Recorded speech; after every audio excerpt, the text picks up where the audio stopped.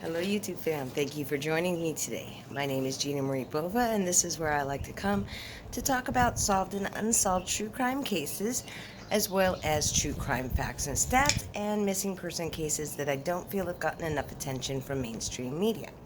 If these are subjects that you are interested in, I do hope that you will choose to subscribe to this channel. And if you hit that little bell next to the subscribe button, YouTube will notify you whenever I upload new content. Today I'm doing something a little bit different and I'm filming from outside, so I do hope that that is not too big of a distraction, but it's a beautiful day, and so I thought I'd give this one a try. Again, the stories I tell are for mature audiences only, and viewers' discretion is most definitely advised. This here is little Rafiki making his film debut. He's our little sheep ram orphan that we are raising. And then we also have here a little chicken butt that we're also raising. So yeah, I may be a little distracted, but I'm going to do my very best to stay on point because the stories that I am telling today are definitely important ones and no laughing matter. Today I will be discussing 3 cold cases with a total of 5 murder victims whose loved ones are still awaiting justice. The first case is that of Stephen George Crater. There are not many details about this case that have been made public, but I want to get the little that I have found out there in hopes that someone that knows more will come forward and finally close this very cold case. The first story that I am going to talk to you about is about Stephen George Crater, who was born on May 1st, 1963 in Pennsylvania. Now, he and his mom had a very, very close relationship. You know, the kind of relationship where you could talk to your parent about anything or everything. That's what they had. They were very, very close. And even as an adult, he would call his mom all the time. He would never go long without talking to her. When he attended high school, it was at North Penn in Lansdale, Pennsylvania, where he maintained good grades and was well liked by his teachers and his peers. He was very good looking, he was popular, kind hearted, very athletic. He was co captain of his high school football team. He worked really hard, he played even harder. After high school, he moved to California, and this is where he began his career with Gold's Gym as a bodybuilder and personal trainer. He worked really hard in the gym. He was in excellent physical condition. He obtained sponsorships and traveled the world for bodybuilding competitions. And eventually, Gold's Gym would relocate Stephen to their Las Vegas, Nevada location, where he got himself an apartment and continued traveling the world for competitions and for Gold's Gym. Even though he was a very busy man, he always made time for his mom. His mother wrote to me. Her name is Winnie.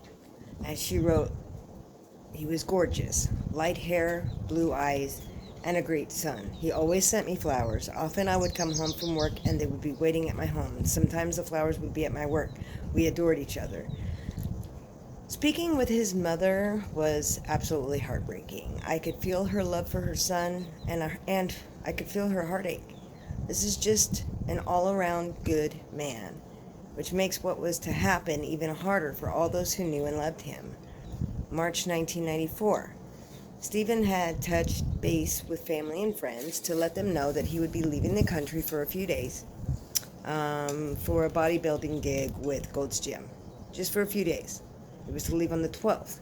When no one had heard him for the entire week after the 12th, they got worried simply because that's not in his nature to go silent like that. When calls to coworkers and friends got no answers, the police were asked to do a welfare check. Officers arrived to his apartment on March 19th, 1994, and discovered Stephen deceased on the floor. The autopsy found that he had been murdered, he had been shot to death, and that he died about 1 week prior to being found on Saturday, March 12th, 1994. This meant that he was murdered while preparing to leave for the trip that he had told his loved ones about. He wasn't even noticed missing right away because they thought he had left the country. I was unable to get a comment from Gold's Gym as to why they never reported that he hadn't shown up for his flight. There have been no viable leads in this case, no suspects, no motives found. Stephen's mother feels the police have done absolutely nothing to solve her son's murder in over 25 years. She is frustrated, and rightfully so.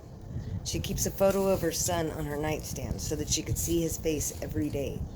A memorial scholarship has been set up in Stephen's name at his high school, and I will leave a link to this in the description box for this video in case you'd like to donate to it. I'm also leaving contact information to the cold case investigator in charge of Stephen's case in the description box below as well. Let's blow up her phone.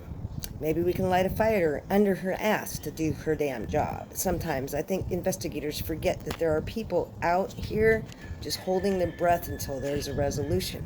So let's help Stephen's family and friends breathe a little bit easier. If you have any information about this case, please report what you know to either the Las Vegas Police Department or Terri Miller. Their numbers are listed for you in this description box, and you may remain anonymous. Okay, y'all, I came inside trying to get a little bit more quiet so that I could record and maybe you'd actually be able to hear me over all of the roosters crowing in the background. So here for the second case. Around 11 a.m., 911 gets a call. Reports of 6 gunshots and a woman screaming. Police arrived, but all was quiet. And maybe the sounds of gunshots came from the nearby shooting range. Same day, around noon, Mr. Joe Reynoso went to visit his son and son's fiancée at their apartment in quiet little Mammoth, Arizona. He needed to grab some tools while he was there, but when neither his son, Mark, nor his son's fiancée, Maria, were inside, he looked around outside for them, and a couple feet away from their door, under a tree, he was horrified to find that his son and Maria were shot dead.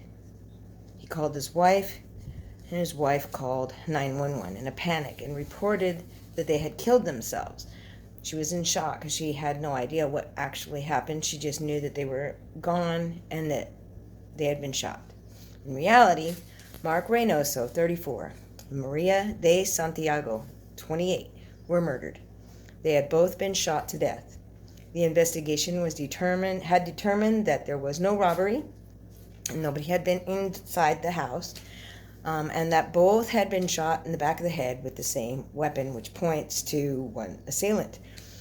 No motive nor suspects have been identified publicly. However, rumors do run rampant in tiny towns, and this time was no different. You see, these murders happened the morning after the 2-year anniversary of a horrible accident that left 3 people dead. Now, what does that accident have to do with this? Maybe nothing, but maybe everything. You see, on January 30th, 2015, Mark Reynoso was arrested for a traffic accident on SR 77 that killed 3 people. Now, that accident again happened on January 30th, 2015, and he was found dead on January 31st, 2017. Along with his fiancée, Maria. Now, in 2015, he had been driving a pickup truck northbound on the highway, and he had swerved into the southbound lane, oncoming traffic. An upcoming van that was carrying 7 people attempted to avoid the crash by swerving into the northbound lane, just as Reynoso did the same thing when he overcorrected, and they crashed head-on. 3 men in the van were killed. Reynoso was out on bond awaiting trial in those deaths when he was found murdered. When questioned by news reporters, Joe Reynoso said his life has been difficult since discovering his son's body. Quote, "Every single day I drive by that place where it happened, I draw myself the sign of the cross twice over on his forehead. It's tough. It's very tough." And when he was asked about his son, Joe smiled and reminisced about the times that he spent, both with Mark and Maria. "He was my helper," he said. "We did everything together. I dream we work together still. There's nothing he couldn't fix out there," he said. He also said, quote, "We run a restaurant. We see each other seeing each other every day. Maria, she worked with me too. She was there from 7 in the morning to 4 in the evening every single day. I see her handwriting in the restaurant. She was my helper. We miss them very much. When asked how he would react if an arrest was made, he said, quote, "Well, I thought a lot about that, and I just got a lot of anger, but I don't know. I pray to the Lord every day. I don't know what I would say. I'm very hopeful for an arrest. I feel the same as I did last time. We're not going to give up. We don't give up." He said that no solid evidence has been found to make an arrest, and it's heartbreaking. He said Mark left 2 sons behind, and Maria, she had 3 boys of her own. Sheriff Mark Lamb said that his office hopes somebody comes forward to help investigators. He said, quote, "We can't bring those lives back, but we can bring some closure to the family. Take a look at the family. This is who we're fighting for." One of the families owns a restaurant right in that community. It breeds a lot of fear in that community as well. We know we can solve this case, but we need the help of the community to do so. Sheriff's Detective Joe Banucci said that the motive may have been more than a robbery attempt. If the original motive was robbery, he said, the robbery was not carried out. Based on the scene and the physical evidence at the scene, the suspects never actually made entry into the home, he said. He said that the motive was more likely personal. But he also noted that there has been a lot of speculation that the killings had stemmed from the fatal accident 2 years prior, but he said himself he would not speculate one way or another. He said, "I could tell you evidence that has returned from the lab would indicate when firearm was used." And I saw a report about an interview with Marcela de Santiago, who is Maria's older sister. And she described Maria as a hardworking woman, a very good mother, a happy person who liked to dance and liked to go out, liked to go riding in the hills. Marcela said her family has lost a lot. Maria's children were split up to live with various family members, she said, and now they have no answers to turn to for closure. And of whoever killed her sister, she said, "I hope they can't sleep. I hope this haunts them. My family would have closure, that they won't do it again, that another family wouldn't have to go through what we're going through. It was planned, I'm guessing. Either they knew them or they had all the information they needed to know about them." The detective said sometimes there's no motive. It's just something that's done. Pinal County Victim Services, Silent Witness, and the family are offering a reward of $5,000 for any information leading to an arrest or an indictment in this case. Anyone with information is asked to call the Pinal County Sheriff's Office or Silent Witness, and you can remain anonymous, and I will leave those numbers in the description box below. And now for the third and final case for the day. How does a double homicide with 8 witnesses go unsolved? Well, let's see. On a warm September night, 2008, Ty and Trevor Metheny were hanging out downstairs at their parents' Phoenix townhouse with 5 of their friends when somebody banged on the door. They heard it once, then again and again. And then the door broke open and 3 other teenagers carrying long guns burst into the home on North 32nd Lane. "Get on the fucking ground or I'll fucking shoot all of you guys," one of the teens yelled. "Where's it at? I know you guys got it," he said, pointing his gun at Trevor, who was 17. Some of Trevor's friends already had dove off the chairs surrounding the kitchen table where they had just been seated, and they hit the ground. "There's nothing here. We don't know what you're talking about," Ty, who was 18, and his brother both said. "Get the fuck out of my house," Trevor shouted, still standing. Alarmed by the sudden commotion, their father, Randy, and mother, Lisa, rushed down the stairs. "Is this your son?" one of the 3 teenagers said to Randy, gesturing toward Ty with a shotgun, because he's about to get shot.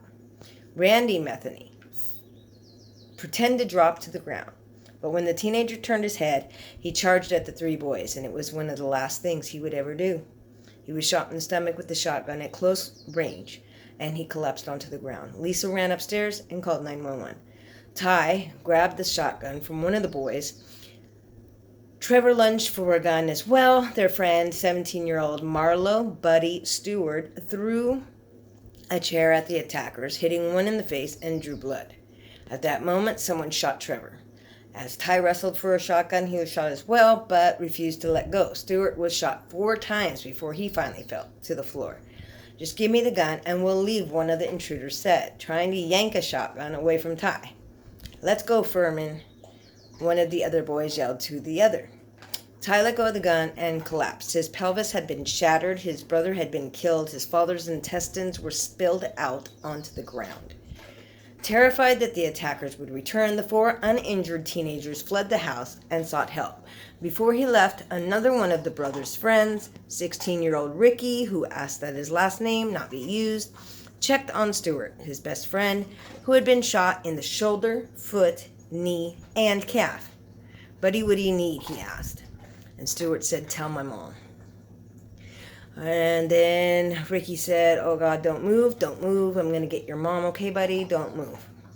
It was just past 10:30 that night, September 23rd, when the first responder arrived at 8031 North 32nd Lane near Northern Avenue in Phoenix. As the officer walked toward the townhouse, he could hear people inside screaming for help. He opened the gate, saw Ty laying halfway out the door, having tried to drag himself out of the house.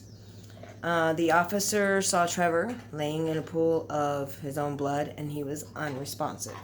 He walked further inside. He saw Randy, their father, writhing on the floor by the stairs. He asked if Randy was okay, and Randy's reply was, "Just shoot me." Then the officer heard another yell behind him. He saw Stewart on the ground with tears in his eyes, and he was crying that his shoulder hurt. That night, 27 patrol officers, homicide detectives, and crime scene specialists cordoned off the scene. They interviewed witnesses, they transported victims to the hospital, and they canvassed the area. Within hours, a judge signed a search warrant permitting crime scene analysts to comb through the house. They worked through the night, documenting everything inside the home, taking photographs, DNA swabs, fingerprint impressions, etc. They collected and cataloged dozens of pieces of evidence from the scene that included at least 6 shotgun shells, and they finally left the home 13 hours later. Police said the case was going to be an easy open and shut case. Trevor and Ty's mom, Lisa Lowry, told Phoenix News-Times. They said that the suspects were sloppy and they left tons of evidence. There was blood everywhere, and one of the suspects bled too, so his DNA was going to be there. They didn't have masks on. One even called out the other one's name. But 11 years plus, nobody has spent one day in jail for what happened that night. Lowry knows the suspect's name, Fabian Santana Centillion. He showed up at her bar once, but Fabian is free and her son is dead. When someone is murdered, it should matter. But as years drag on with no answers, Lowry came to learn that that is not always the case.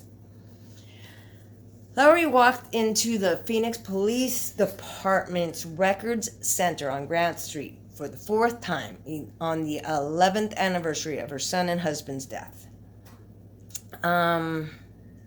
She requested the case file from the murder investigation months prior, and she was tired of waiting. So they told her the file still wasn't ready, but that day she told them she's not leaving until she gets it. So for years, she had struggled to get the detective, Steve Arona, to keep in touch with her about the case. To her, it seemed that he wasn't doing anything at all except lying to her and avoiding her calls. "Anything to get me to go away," she said.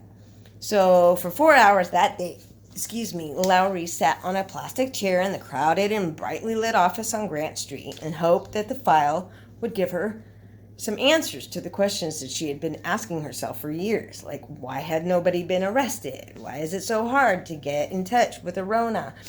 What had police even done to investigate her son and husband's murders?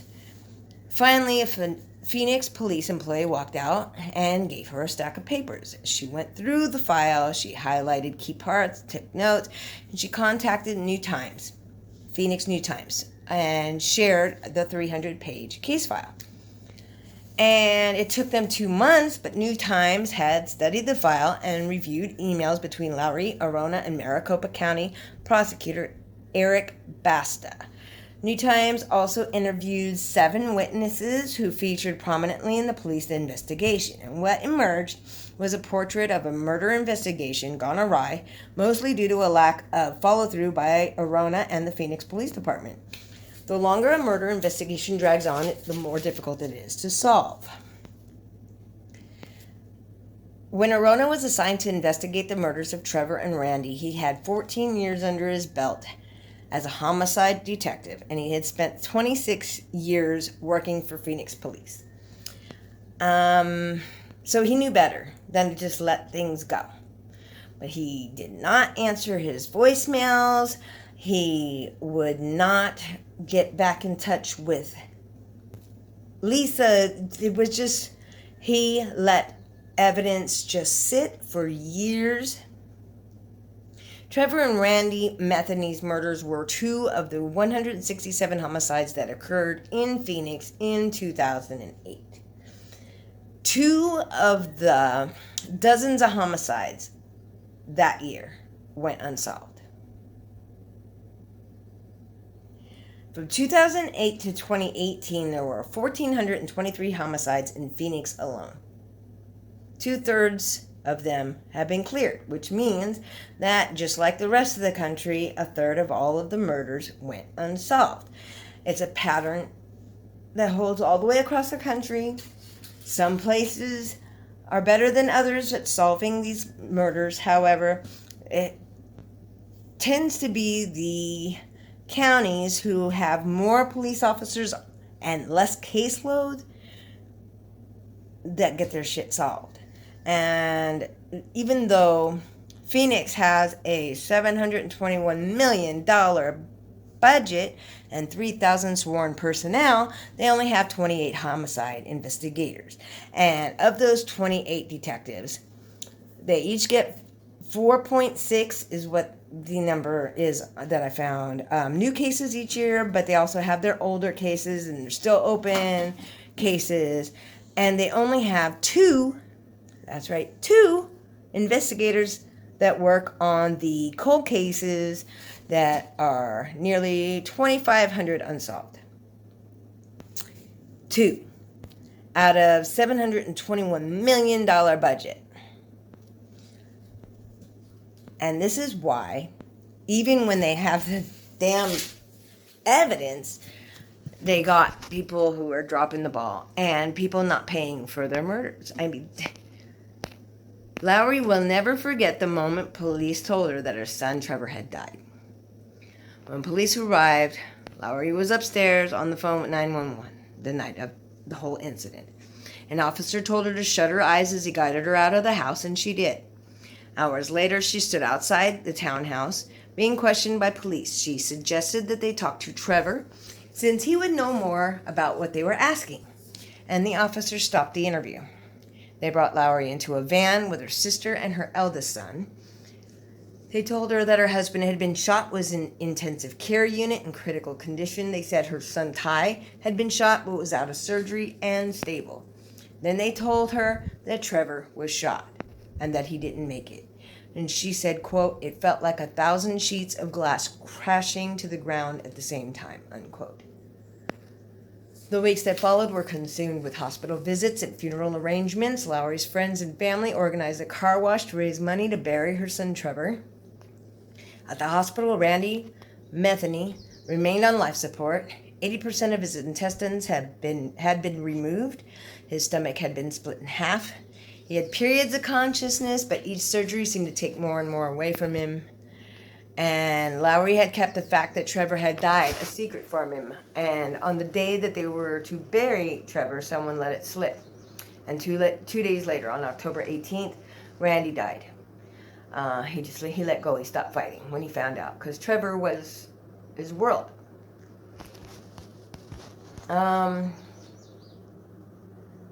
She kept a journal documenting her interactions with Phoenix police and her struggle with Trevor and Randy's murders over the years. And in it, she wrote again and again about that night, as if she might remember something new, something that could help, even if she could only go over it.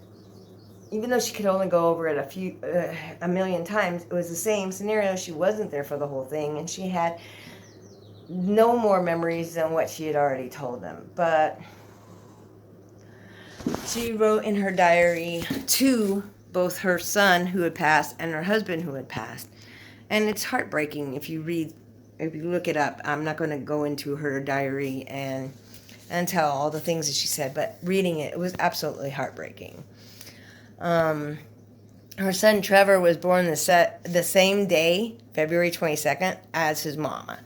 And she said he was her 29th birthday present. And she said, he used to say, my mom doesn't age, I do it for her. He was a good kid. He was 17.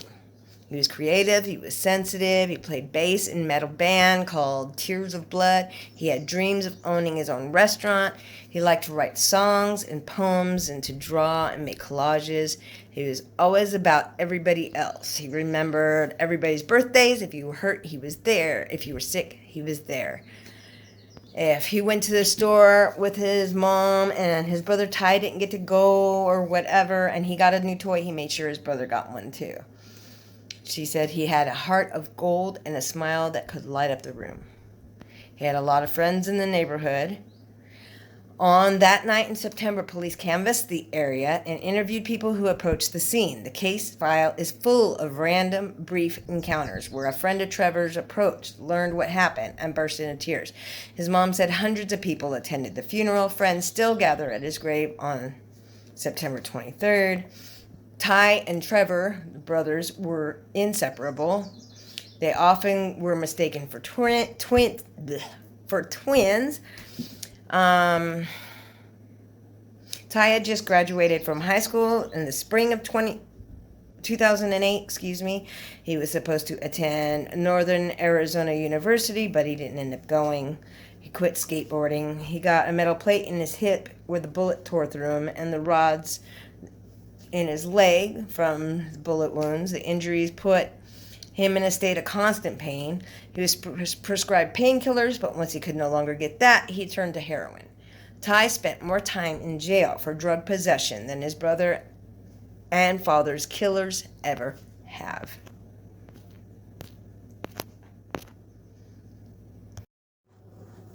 The police in this case have DNA evidence. They have eyewitnesses who have picked people out of photo lineups. They have all the information that they need, really. But they keep waiting and waiting. And then people who are witnesses who they were right there. It was still fresh in their mind. Now, years later, are having a hard time remembering or wondering if maybe they were wrong about certain events. And people, your mind plays tricks on you. And as you get older, memories fade. And now nobody's been charged after all this time. And it doesn't look like anybody ever will be. If you have any information about this case, even though they seem to have all the information they need now, please still report what you know. And hopefully, their family, brothers, their mother/wife, loved ones, friends, hopefully they are able to finally get some closure and have these monsters off the street. What they were there for, it seems, was because these teenagers sold a little pot here and there. And word got around that they might have some pot. So these teenagers burst into the house and killed 2 people and injured others for a little weed. They shouldn't be on the streets anymore. They certainly shouldn't. So if you know anything, I hope you will contact the numbers that I put in the description box down below. And hopefully there's some closure and some justice in this case. Finally, I just want to say that I appreciate you all for sticking through this video and the chaos that is me not putting my phone on a stand. So you've been bouncing around. We've been indoors. We've been outdoors. We've had animal sounds. We've had a whole lot of mayhem. But the main ideas of these videos still shine through. And I'm thanking you very much for joining me on this today. And if you know any information on any of these cases, I hope you will go to the description box and report it. Like I said, you could stay anonymous. Don't forget to subscribe. Maybe hit like if you like this video. Comment. Tell me what you think. If you have any theories on any of these cases, I'd love to hear them. I always answer. And I will be putting another video out here in the next couple of days that I'm working on. So I hope to see you then. Till then, stay safe, y'all.